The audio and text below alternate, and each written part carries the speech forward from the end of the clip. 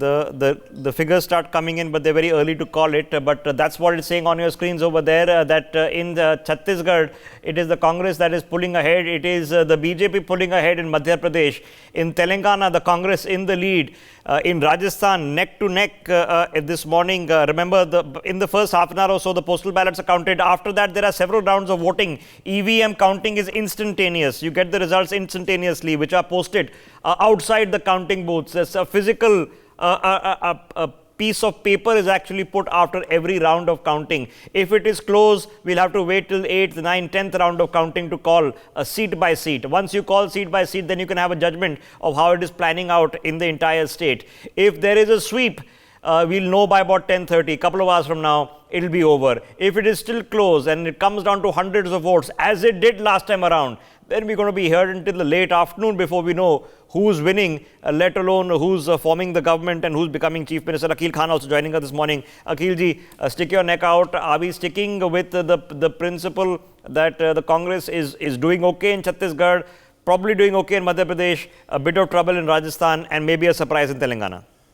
As I said earlier that Congress hope to win in 4 states, and Mizoram is going to have a hung assembly. So, result will show after some time, half an hour, it will be very clear that who is coming up. But most important aspect of all these elections of the 5 states and early elections, I would say the ideology. Rather, it's not exactly the ideology, but the Arvind Kejriwal's Aam Aadmi Party's Bijli, Pani, Shiksha, Swasthya and Rozgar. All those issues are the main election plan for this 5 states election. I would say that now Congress will have an upper hand in the next 2024 member of parliament elections, and BJP should think this is a semi-final for that, and if they win, they will be able to fight the election 2024, and I am thinking, and the election trends are showing that BJP is not going to win this. Okay, let's pick this up.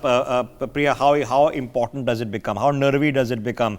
Shivraj Chauhan, is he really seriously suspecting a 5th term, or is he simply holding the fort, trying to keep things calm? He knows that 5th term as CM, even if they do well, is not happening. Or does he get a thumping win and there's no option? Good. Actually, Rishabh, yeah, I was also thinking, let's talk about faces, and there are a whole lot of careers at stake over here. It's Shivraj Singh Chauhan, Kamal Nath, for instance, if you're talking Madhya Pradesh first. Shivraj Singh Chauhan, if the BJP sweeps, I think they will, he's going to be staking claim, but I don't think the Prime Minister will make him, because the Modi Shah are pretty ruthless in their thing, and if they were not going to make him, फिर ये पंगा क्यों लेते शुरू से, पहले से बना देते वसुंधरा और शिवराज को, as this one Yashwant Deshmukh once told me in my show. And I think he has a point. Why take up the issue and sideline them and risk losing the state initially? It was much later in the day they brought them in. So I think if the BJP sweeps Madhya Pradesh, Shivraj Singh Chauhan will not be able to stake claim. And if the BJP makes it a narrow win, then again Shivraj Singh Chauhan, the blame will be on him. So he will not be able to come back. Okay, so we are seeing Shivraj Singh Chauhan, I don't see coming back. Alternate career options over there. What about Kamal Nath? Surely this is the last time that he's going to lead a state election if a full term and a full assembly term of 5 years lasts. Kamal Nath, yes. Kamal Nath is actually, I don't think, like Shivraj Singh Chauhan may be accommodated in the cabinet if the BJP comes back in 24, which it looks, too early to tell, but it looks that way. Kamal Nath, on the other hand, has antagonized his high command also. Rahul Gandhi is not very pleased with the way the campaign was run. Kamal Nath also was, if you recall, he didn't let the India bloc come and hold a rally over there. He took his own line on Sanatan Dhan. He pretty much had his own say in ticket distribution. This was his battle to win or lose. So if he wins, then no one can stop his claim from being chief ministership. In fact, told Rishabh that 7 December is the day of the swearing in.